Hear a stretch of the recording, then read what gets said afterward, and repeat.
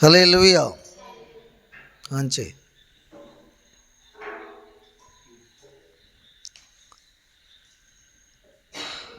దేవుని మహాకృప చేత, ప్రేమ చేత ఈ సంపూర్ణ రాత్రి అమావాస్య కూడికని మనం జరిపించుకోవడానికి దేవుడు కృప చూపించాడు. అందరిని బట్టి దేవునికి వందనాలు చెల్లిస్తున్నాను. వాక్య దర్శన వీక్షకులకు, దైవమందిర విశ్వాసులకు క్రీస్తు నామములో శుభములు, శుభాభివందనాలు చెల్లిస్తున్నాను. అలాగనే ఈ రాత్రి దేవుడు మనతో మాట్లాడుతున్న అంశం ఏంటంటే ప్రార్థనా ఫలం. ప్రార్థనా ఫలం అనే అంశాన్ని దేవుడు మనతో మాట్లాడుతున్నాడు. దేవుని యొద్దకు వచ్చేవాడు మొట్టమొదటిగా దేవుడు ఒక ఫలము దయచేయి దేవుడని, దేవుని యొద్దకు వచ్చేవాడిని దేవుడు ఫలింపచేస్తాడని, మోడుబారిన జీవితాలని బాగు చేస్తాడని, చిగురింపజేస్తాడని, ఎండిపోయినటువంటి జీవితాలని దేవుడు మరలా ఉజ్జీవింపజేస్తాడని నమ్మి విశ్వసించి వచ్చినప్పుడు దేవుడు తప్పగా ఆ జీవితాన్ని చిగురింపజేస్తాడు. ఆ జీవితానికి ఒక ఫలమును కూడా దేవుడు ఇవ్వగలడు. ఆమేన్. సమయంలో ఒక లేఖన భాగాన్ని చూపించి ముందుకెళ్ళాలని నేను ఇష్టపడుతున్నాను. దేవుని యొక్క పరిశుద్ధ గ్రంథం నుండి 2వ దినవృత్తాల గ్రంథము 14వ వచనం మనం చదువుకుందాం. నా పేరు పెట్టబడిన నా జనులు తమను తాము తగ్గించుకుని ప్రార్థన చేసి నన్ను వెదకి తమ చెడు మార్గములు విడిచినట్ల ఆకాశం నుండి నేను వారి ప్రార్థన విని వారి పాపమును క్షమించి వారి దేశమును స్వస్థపరచుదును. దేవునికి మహిమ కలుగును గాక. ప్రార్థనా ఫలములో కొన్ని విధానాలు ఉన్నాయి. ఆ విధానాలు మనం అనుసరించి జీవించినట్లయితే తప్పగా మోడిబారిన జీవితాన్ని దేవుడు చిగురింపజేస్తాడు.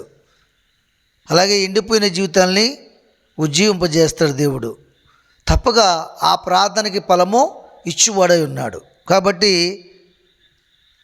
సొలొమోను మహారాజు ఒక మందిరము కట్టిన తర్వాత ఆ మందిరములో బలులు అర్పించేటప్పుడు జనులు ఏ విధంగా అర్పణ చేయాలి, ఏ విధంగా ప్రార్థన చేయాలి, ఏ విధంగా ఆ సమాజ కుటుంబంలో వారు విజ్ఞాపన చేయాలి అన్న విషయాల్ని సొలొమోనుకు దేవుడు ప్రత్యక్షమై యెహోవా వాక్కు చేత ఆయన జనుల కోసము ఈ విధంగా మాట్లాడుతున్నాడు. ఆయన ఏ విధంగా మాట్లాడుతున్నాడంటే, నా పేరు పెట్టబడిన నా జనులు తమ్మును తాము తగ్గించుకుని,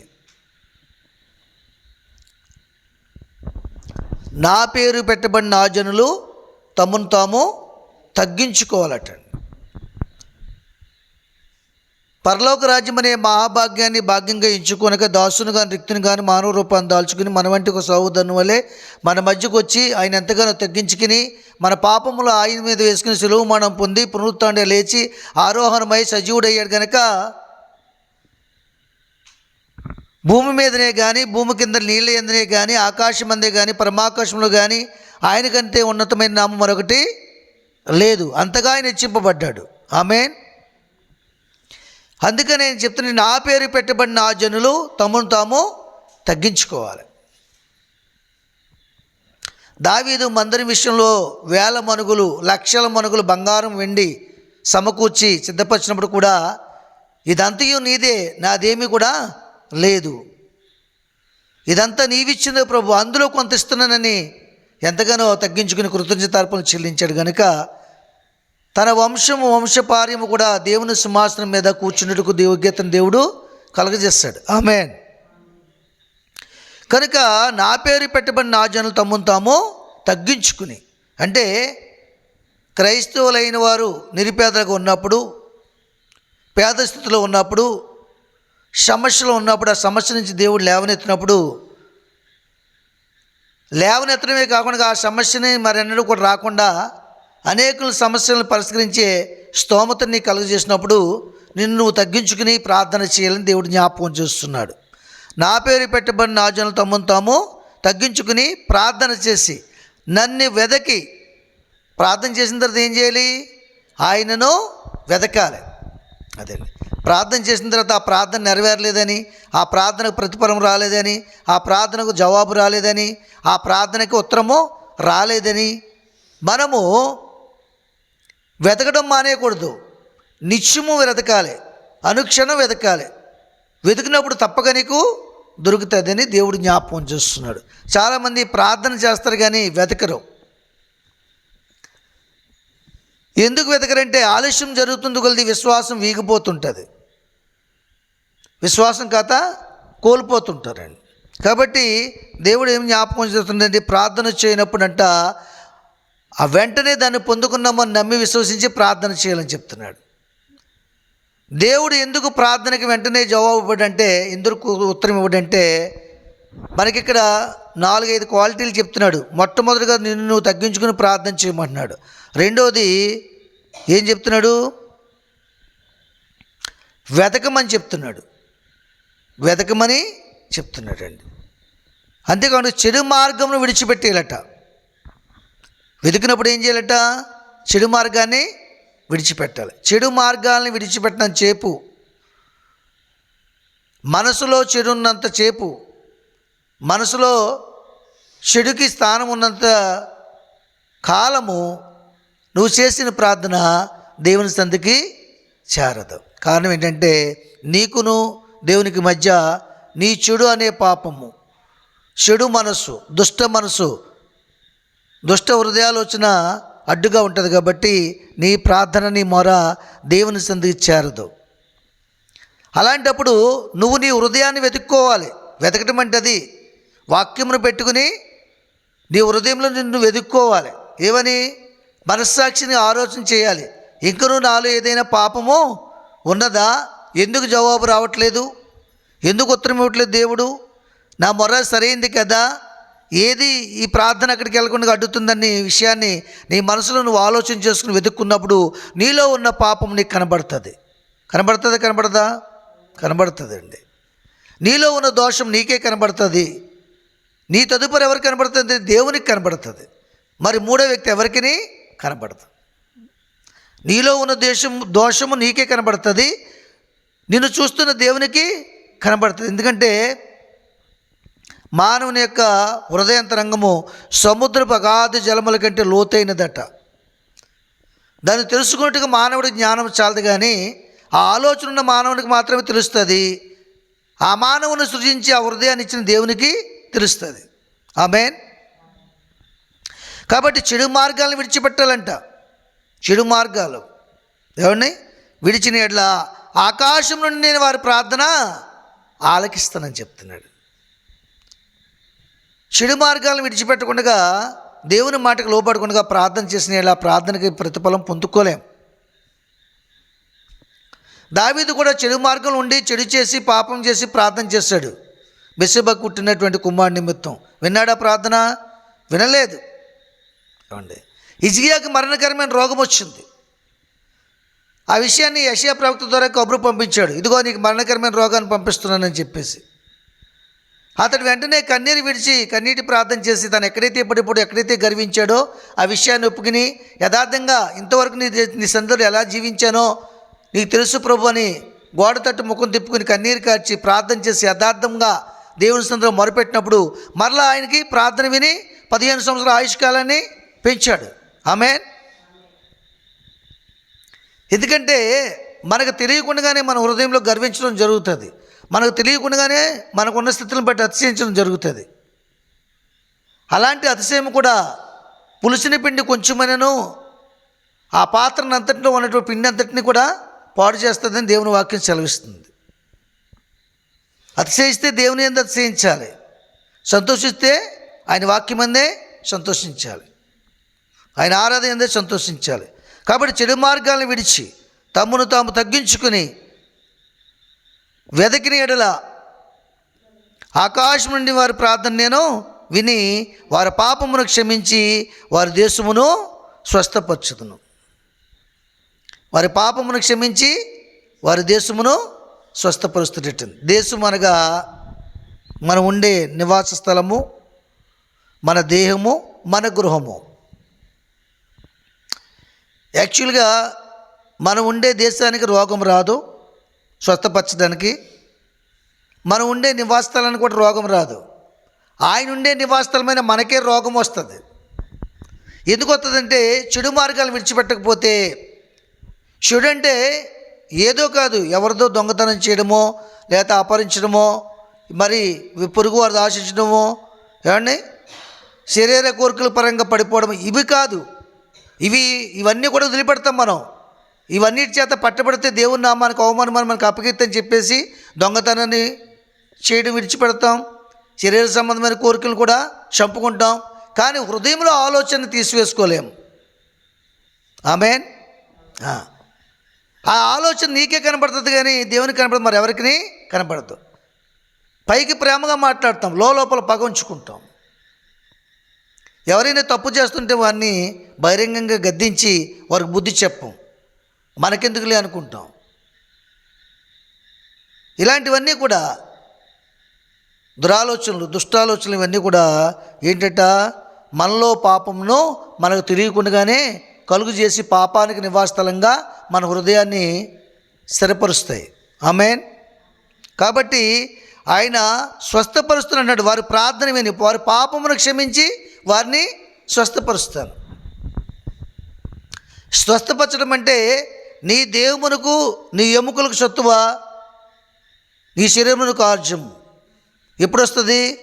సామెతల గ్రంథంలో ఉంటుంది 3వ అధ్యాయంలోది. యెహోవా యందు భయభక్తులు కలిగి ఆయన త్రోవలందు నడుచుచు చెడు మార్గంలో చెడుతనమును విడిచిన యెడల నీ ఎముకలకు సత్తువ, నీ శరీరమునకు ఆరోగ్యం కలుగుతుంది.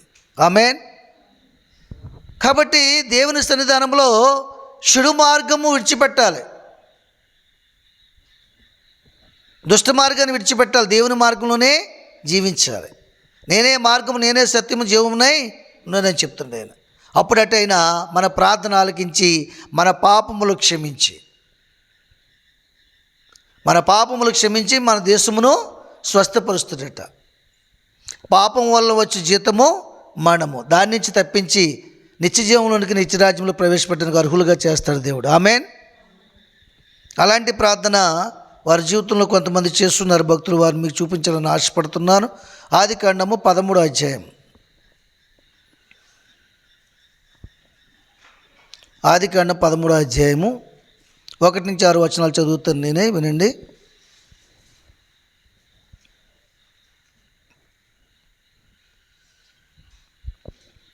అబ్రాహాము తనకు కలిగిన సమస్తం, తన భార్యను, తనతో కూడా ఉన్న లోతును వెంటబెట్టుకుని ఐగుప్తులో నుండి నెగ్గుమునకు వెళ్ళాను. అబ్రాహాము వెండి బంగారము పశువులు కలిగి బహుధనవంతుడై ఉండెను. అతడు ప్రయాణము చేస్తూ దక్షిణం నుండి బేతేలు వరకు, అనగా బేతేలునకును ఆయికిని మధ్య తన గుడారం మొదట ఉండిన స్థలము వరకు వెళ్ళి తాను మొదట బలిపీఠమును కట్టిన చోట చేరాను. అక్కడ అబ్రాహాము యెహోవా నామమున ప్రార్థన చేస్తాను. అబ్రాహాముతో కూడా వెళ్ళిన లోతునకును గొర్రెలు, గుడ్లు, గుడారములు ఉండిన గనుక వారు కలిసి నివసించుటకు ఆ ప్రదేశం చాలకపోయాను.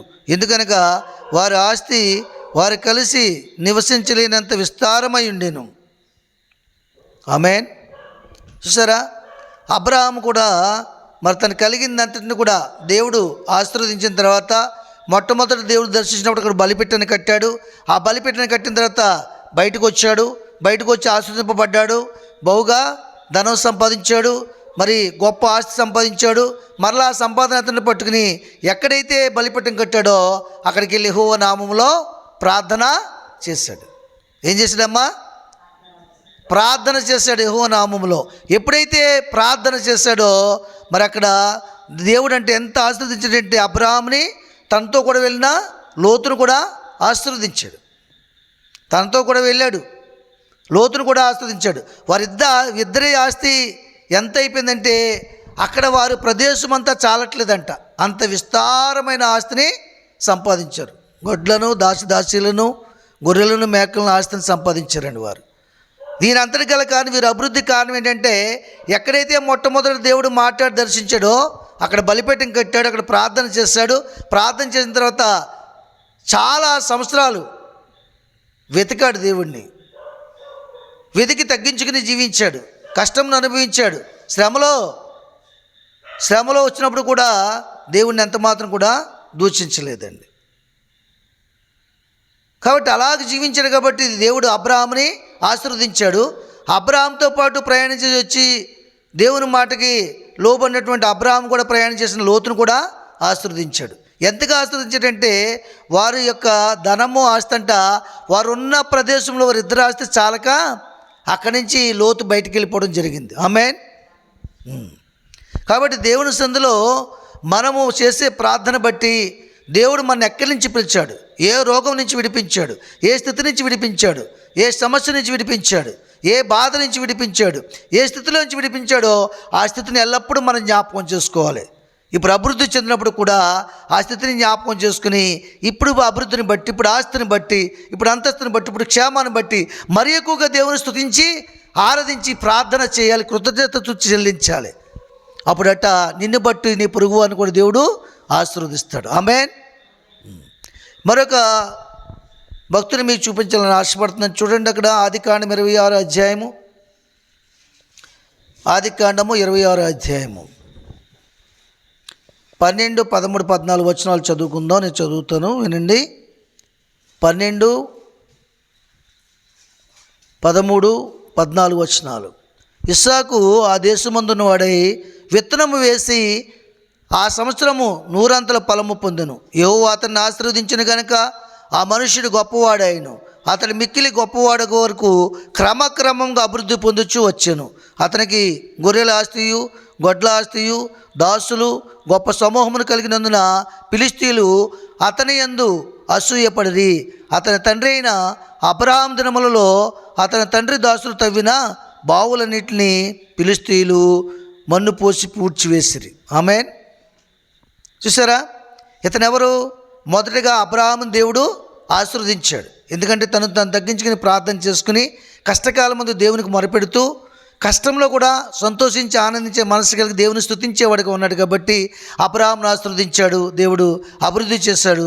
తదుపరి తనతో పాటు వచ్చినటువంటి, తను ప్రేమించి వచ్చినటువంటి లోతు భార్యను కూడా ఆశీర్వదించాడు. ఇప్పుడు మూడవదిగా ఎవరిని ఆశీర్వదిస్తున్నాడు? ఈయన పేరేంటినా? ఇస్సాకు.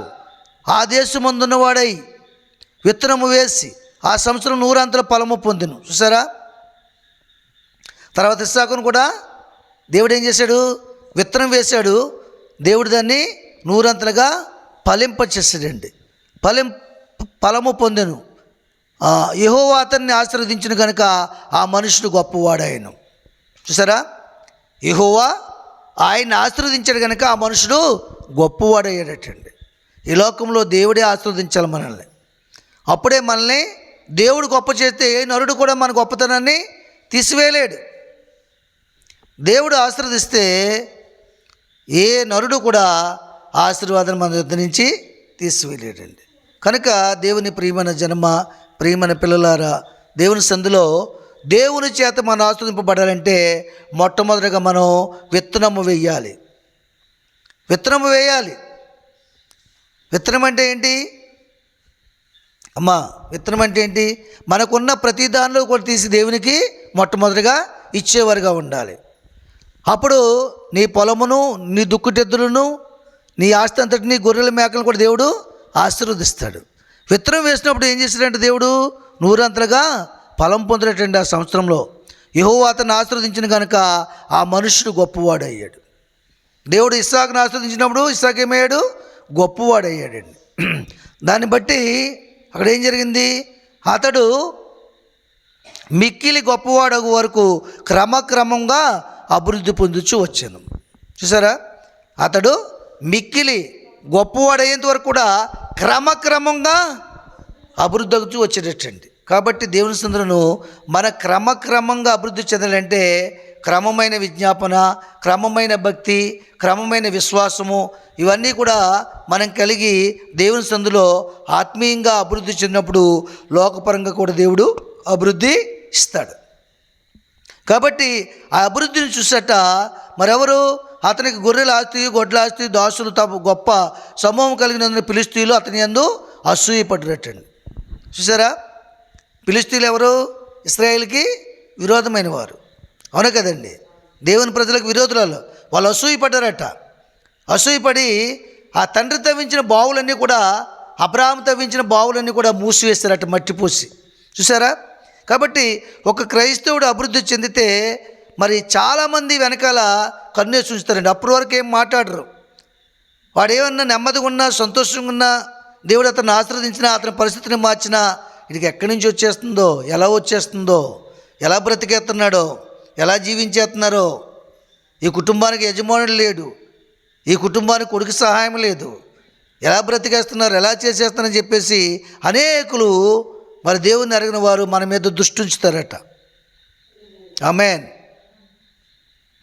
వారి లెక్కలు వాళ్ళు వేసుకుంటారట. వేసుకున్నప్పుడు మనకు కొన్ని నష్టాలు కలిగిన ఆలోచన చేస్తారట. ఫిలిష్తీయులు చేసింది అదే. ఈ బావులు ఉండడం వల్ల ఇతని వ్యవసాయం పండేస్తుంది, బహుగా ఆశీర్వదింపబడ్డాడు, అభివృద్ధి చెందాడు, కాబట్టి ఈ బావులు మూసేస్తే ఇతను బాగు ఆగిపోద్ది, ఇతని ఆశీర్వాదం ఆగిపోద్ది అని చెప్పేసి వాళ్ళు అసూయపడి ఆ బావులన్నీ మూసేస్తారటండి. ఏమంటే దేవుడు ద్వారం తెరిస్తే మనుషుడు మూయతగునా? మూయలేడు. ఆయన ద్వారం తెరిస్తే ఎవడనో మూయలేడు, ఆయన మూస్తే ఎవరినో తీయలేరు. దేవునికి మహిమ కలుగును గాక. కాబట్టి ఇతనికి ఆశీర్వాదం ఎక్కడి నుంచి వచ్చిందంటే అబ్రహాము దగ్గర నుంచి ఇస్సాకి ఆశీర్వాదం వచ్చింది. నీకును నీ సంతానమునకు అభివృద్ధి చేస్తాను, ఇశ్రాయేలీయుల కంటే ఎక్కువగా ఆశీర్వదిస్తానని వాగ్దానం చేసింది. కాబట్టి అబ్రహాము చేసినటువంటి అబ్రహాముకున్న విశ్వాసాన్ని బట్టి, భక్తిని బట్టి, ఆసక్తిని బట్టి, శ్రమలో సంతోషించే మనసును బట్టి దేవుడు ఇస్సాకును కూడా ఆశీర్వదించాడండి. ఆమేన్. కాబట్టి తల్లిదండ్రులు లేని వారు ఎప్పుడు కూడా భక్తి చేయడం మానేయకూడదు. దేవుడి సందులో మనకిచ్చిన వాగ్దానం పట్టుకుని, ఈ సంవత్సరం దేవుడు నీకు ఏ వాగ్దానం ఇచ్చాడో ఆ వాగ్దానం పట్టుకుని భక్తి చేసిన యెడల నీ బిడ్డలను దేవుడు ఆశీర్వదిస్తాడు. నీ ఆశీర్వాదం వారిపైన వారసత్వాన్ని ఇస్తాడు. ఆమేన్. కాబట్టి నా పేరు పెట్టబడిన నా జనులు తమను తాము తగ్గించుకుని నన్ను వెదకి ప్రార్థన చేసిన యెడల, చెడు మార్గాలను విడిచిపెట్టిన యెడల వారిని నేను స్వస్థపరుస్తాను, వారిని ఆశీర్వదిస్తాను, వారి ప్రార్థన వింటాను, వారిని అభివృద్ధి చేస్తాను, వారిని ఎంతగానో హెచ్చిస్తానని చెప్పేసి ఒంటరిగా వాడిగా వచ్చాడు అబ్రహాము. దేవుడు ఆశీర్వదించలేదా? బహు ధనవంతుడు అయ్యుండి దేవుని మాట కొరకు దరిద్రుడిగా కట్టుబట్టలు కట్టుకుని వచ్చాడు. దేవుడు విడిచిపెట్టాడా? విడిచిపెట్టలేదండి. ఈ దినాల సేవకుల జీవితాలు కూడా చాలామంది జీవితాలు ఇలాంటి సాక్ష్యాలు ఉన్నాయి. కట్టుబట్టలతో వచ్చిన వారు ఈరోజు కోటీశ్వరులు అయిన వాళ్ళు ఉన్నారు. ఆమేన్. కాబట్టి సైకిల్ కూడా లేనటువంటి వారు ఈ దినాన్ని బెంచ్ కారులో తిరిగేవారు ఉన్నారు. ఆమేన్. ఇదంతా ఆయన కృప. ఆయన జ్ఞాపకం చేసుకునే వారిని మన జీవితాల్లో కూడా దేవుడు అనేకమైన అద్భుతములు చేశాడు, అనేకమైన కార్యములు చేసి మనల్ని ఆశీర్వదించాడు. ఆమేన్. మనల్ని స్వస్థపరిచాడు, మరణ ఛాయలో ఉన్న వాడిని మనల్ని బ్రతికించాడు. కరోనా సమయంలో చనిపోవాల్సిన నన్ను బ్రతికించాడు దేవుడు. ఇది నన్ను వాడుకుంటున్నాడు. అలాగే చాలామందిని బ్రతికించాడు దేవుడు. మరణ ఛాయలో ఉన్నవారిని మరణము తీసేసి జీవాన్ని ప్రసాదించాడు దేవుడు. ఏమండి, అప్పుల సమస్యలతో ఉన్నవారికి అవి తీర్చి దేవుడు ఉన్నతమైన స్థితిలో ఉంచాడు. బిడ్డలు లేక అంగలాస్తున్న వారికి బిడ్డలు ఇచ్చి ఆయన మహిమార్థమే వారిని సేవకులుగా వాడుకుంటున్నాడు. ఆమేన్. కనుక మరొక కుటుంబాన్ని కూడా మీకు చూపించాలని ఆశపడుతున్నాను. చూడండి, అక్కడ అదే ఆదికాండము 26 అధ్యాయము 23, 24, 25.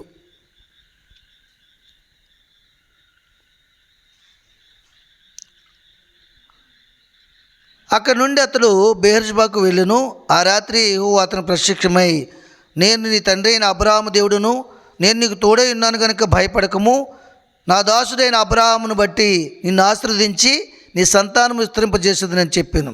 అక్కడ అతడు ఒక బలిపీఠం కట్టించి యెహోవా నామమున ప్రార్థన చేసి అక్కడ తన గుడారము వేసును. ఆమేన్. అప్పుడు ఇస్సాకు దాసులు అక్కడ బావి త్రవ్విరి. చూసారా, ఇక్కడ ఎవరితో మాట్లాడుతున్నాడు దేవుడు? నీ తండ్రి అయినా అబ్రహాం దేవుణ్ణి. అసూయపడి ఆ దేశం నుంచి పంపేశారు వాళ్ళు, ఆయన అభివృద్ధిని చూడలేక. అప్పుడు ఎక్కడికి వచ్చాడైనా? అక్కడి నుండి అతను బెయేర్షెబాకు వెళ్ళాడు. ఆ రాత్రి యెహోవా అతను ప్రత్యక్షమై, నేను నీ తండ్రి అయిన అబ్రహాము దేవుడును, నీకు తోడే ఉన్నాను గనుక భయపడకము, నీవు నా దాసుడమైన అబ్రహామును బట్టి నిన్ను నేను ఆశీర్వదించి సంతానమును విస్తరింపజేస్తుందని చెప్పినప్పుడు అక్కడ అతను ఒక బలిపీఠం కట్టించి యెహోవా నామమును ప్రార్థన చేసి అక్కడ తన గుడారం వేసుకున్నాడు. ఆమేన్. అంటే ఈ జరుగుతున్నటువంటి సందర్భాలన్నీ ఏంటంటే దేవుడు వారి జీవితంలో వారి కార్యం చేసినప్పుడు వారు ఏం చేస్తారంటే కృతజ్ఞత స్తుతి చెల్లిస్తున్నారు. దేవుడు మన జీవితంలో కార్యం చేసినప్పుడు ఏం చేయాలంటే కార్యమును అనుభవించి అలా ఆగిపోకూడదు. దేవునికి ఏం చేయాలి? స్తుతి చెల్లించాలి. బలిపీఠం కట్టి అక్కడ ప్రార్థన చేస్తారు వారు. అబ్రహాం అలాగే చేశాడు, ఇస్సాకు కూడా అలాగే చేశాడు, ఇప్పుడు ఇస్సాకు కూడా ఆ విధంగానే చేస్తున్నాడు. అలాంటి వారికి కృతజ్ఞత చెల్లించే వారికి దేవుడు తోడు ఎప్పుడు కూడా ఉంటుంది. నేను నీకు తోడే ఉంటానంటాడు ఆయన ద్వితీయోపదేశకాండంలో 3:6. కాబట్టి దేవుని సందులో ఆయన జ్ఞాపకం చేస్తున్నాడు కదా. మరి ఇక్కడ కూడా మరి ఆయన బలిపీఠం కట్టి ప్రార్థన చేస్తాడు. ప్రార్థనా ఫలం ఆ తర్వాత మరలా దేవుడు ఆశీర్వదించి ఎంతగానో గొప్ప చేశాడండి. కాబట్టి ఈ ప్రార్థనా ఫలం మీద ఎలాగొస్తుందంటే కృతజ్ఞతా భావం బుద్ధి ఉన్నప్పుడు మనకి దేవుడు ఆ ప్రార్థనా ఫలాన్ని ఇస్తారండి. కాబట్టి దేవుని సందులో మరి మనం ఎప్పుడు కూడా కృతజ్ఞతా బుద్ధి కలిగి ఉండాలి. అలాగే వెతకాలి దేవుణ్ణి. మనం చేసే ప్రతి కార్యమును బట్టి ఇంకొన్ని వెతికి దేవుని నామాన్ని మహింపరుస్తూ స్తుతి చెల్లించాలి. ఆమేన్.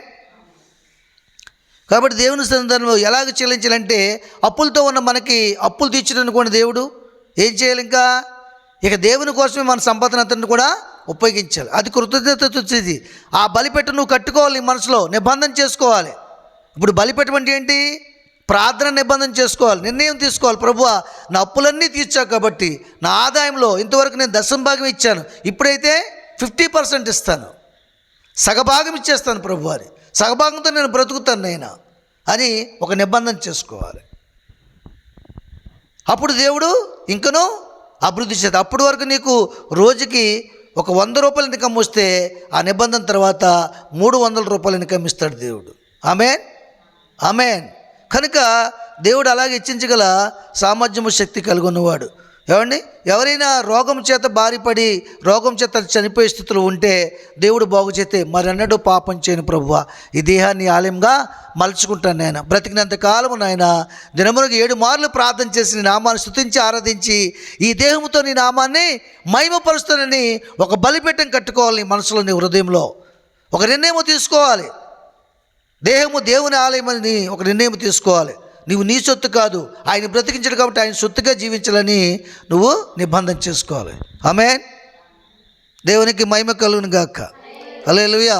కాబట్టి దేవుని సన్నిధానంలో ఆయన జ్ఞాపకం చేస్తున్నాడు కదా, వారికి వెళ్ళిన ప్రతి చోటల్లా దేవుడు తోడైనాడు. దానికి గల కారణం ఏంటంటే వారు నిబంధన చేసుకుని బలిపీఠం కట్టారు, ప్రార్థన చేశారు. కాబట్టి మనం అడుగుపెట్టి ప్రతి స్థలమును కూడా దేవుడు ఆశీర్వదించాలంటే, మన ప్రతి ఆలోచన నెరవేర్చాలంటే, మన ప్రతి ఉద్దేశం సఫలము చేయాలంటే, మన ప్రతి తలంపును దేవుడు తీర్చాలంటే మనం ఏమై ఉండాలంటే నిర్ణయమైనటువంటి నిబంధన చేసుకోవాలి. నిబంధన అనే బలిపీఠాన్ని మన హృదయంలో కట్టుకోవాలి. దాన్ని మీరి వెళ్ళకూడదు. ఎప్పుడు కూడా దేవుని సందులో దేవుని దగ్గర లోబడి ఉండాలి. నీకు ఏ సంఘం అయితే ఇచ్చాడో దేవుడు, ఏ పరిచర్య అయితే అప్పగించాడో ఆ పరిచర్యలు నమ్మకంగా ఉండాలి, నిబంధన మందసంగా ఉండాలి. నీ హృదయంలో దేవుని వాక్యం నిబంధన చేసుకోవాలి, మందసముగా చేసుకోవాలి, ప్రతిష్ఠ చేసుకోవాలి.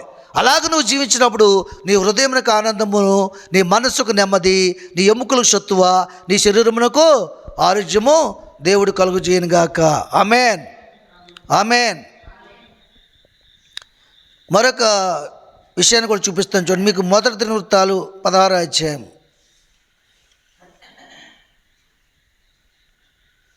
మొదటి దినవృత్తాలు 16వ అధ్యాయము 27వ వచనం చదువుదాం. ఘనత ప్రభావములు ఆయన సన్నిధిని ఉన్నవి, బలమును సంతోషమును ఆయన యొద్ద ఉన్నవి. చూసారా? ఘనత ప్రభావములు ఆయన సన్నిధిని ఉన్నవి, బలమును సంతోషమును ఆయన యొద్ద ఉన్నవి. ఘనత ప్రభావములు. అబ్రహాముకి ఘనత వచ్చిందా లేదా? ఎవరిని బట్టి వచ్చింది? దేవుని యొక్క ప్రభావాన్ని బట్టి వచ్చింది, ఆయన భక్తిని బట్టి, ఆయన విశ్వాసాన్ని బట్టి వచ్చింది. ఆ తదుపరి ఆ ఘనతని తన కుమారుడైన ఇస్సాకు కూడా దేవుడిచ్చాడు. ఒంటరివాడిగా వెళ్ళి గొప్ప ఆస్తిని సంపాదించాడు. అబ్రహాము జీవితంలో ఇస్సాకుకి పిల్లనివ్వడానికి అనేక మంది పోటీ పడ్డారు అక్కడ, భార్యనివ్వడానికి. ఎందుకంటే గొప్ప అంత ఆస్తి సంపాదించాడు. అక్కడ వెళ్ళేటప్పుడు పేదవాడిగా వెళ్ళాడు, తర్వాత దేవుడు గొప్ప ఆస్తి పనులు చేశాడు. ఇతను ఏలం చేసిన వారందరూ కూడా ఇస్సాకు పిల్లనివ్వడానికి పోటీపడి ముందుకు వచ్చారండి. ఆమేన్. కారణం ఏంటంటే దేవుడు చేసిన అభివృద్ధిని చూసి వారు ముందుకి వచ్చారండి.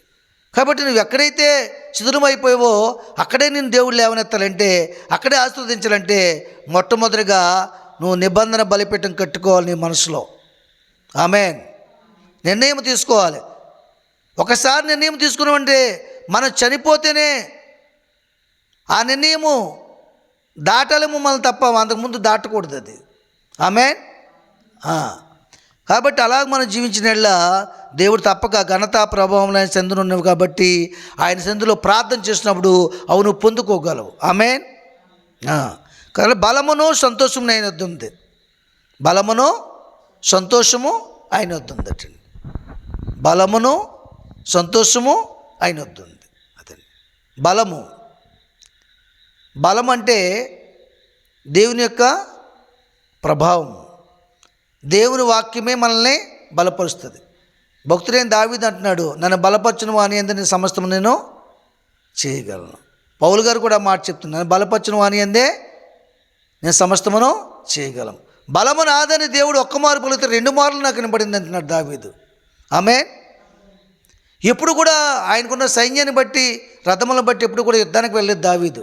దేవుని కృపను బట్టే వెళ్ళాడు. దేవుడి దగ్గర అడిగి ఆ కృపను పొందుకుని ఆయన వెళ్ళమంటే వెళ్ళేవాడు, ఆగిపోమంటే ఆగిపోయేవాడు.